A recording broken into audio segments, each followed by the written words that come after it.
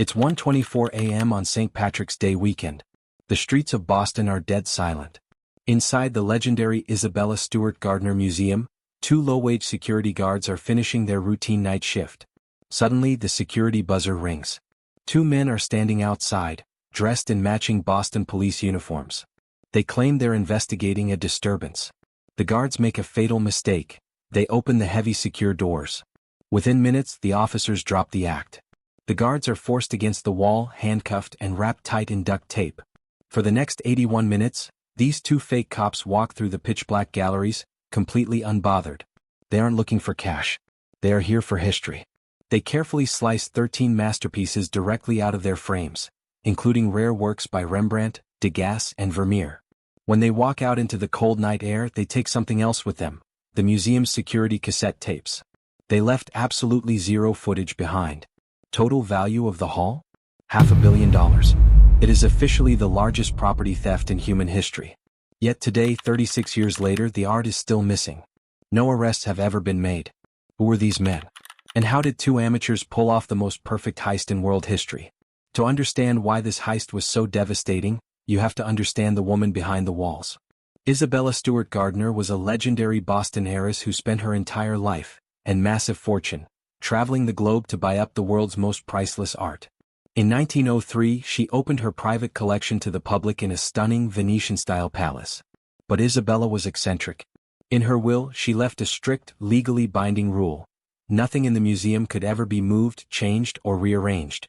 If anyone altered her layout, the entire collection would be stripped away and sold off. Because of this rule, the museum became a time capsule. Unfortunately, it also became a sitting duck. By 1990, the museum's security was dangerously outdated.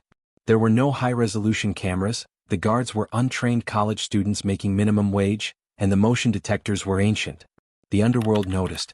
Once the fake cops trapped the guards in the basement, the real mystery began. The thieves went straight for the Dutch room. This room held the crown jewel of the collection, Johannes Vermeer's The Concert. To give you an idea of how rare this is, only 34 Vermeer paintings exist in the entire world. This single painting is worth over $250 million today. But the thieves didn't act like international art masterminds. They acted like brutal vandals. Instead of carefully removing the canvases, they smashed the heavy glass frames and used knives to violently hack the paintings out of their backings, permanently damaging the edges. They grabbed a rare Rembrandt, a Manet portrait and 5 sketches by Degas.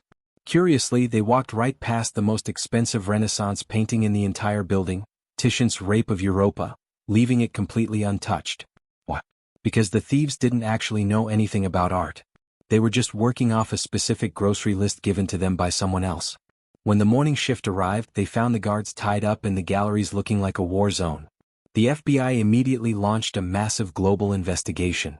They tracked local mob bosses, chased leads to Ireland, and investigated international drug cartels.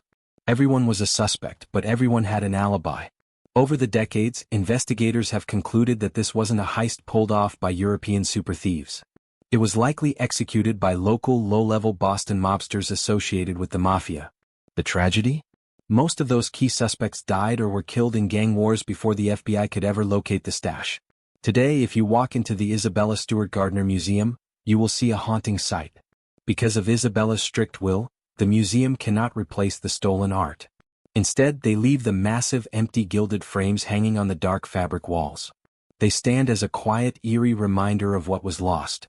Today, the museum offers a mind-blowing $10 million reward for any information leading to the safe return of the art. $500 million of the world's greatest history vanished into thin air. Somewhere out there, hanging in a secret basement or locked inside a mobster's forgotten storage locker, the paintings are waiting. 36 years later, the frames remain empty. And the greatest mystery in art history remains completely unsolved. If you want to uncover more forgotten chapters of history, make sure to like this video and subscribe to the channel. Drop a comment below with the historical figure you want us to cover next. Thanks for watching.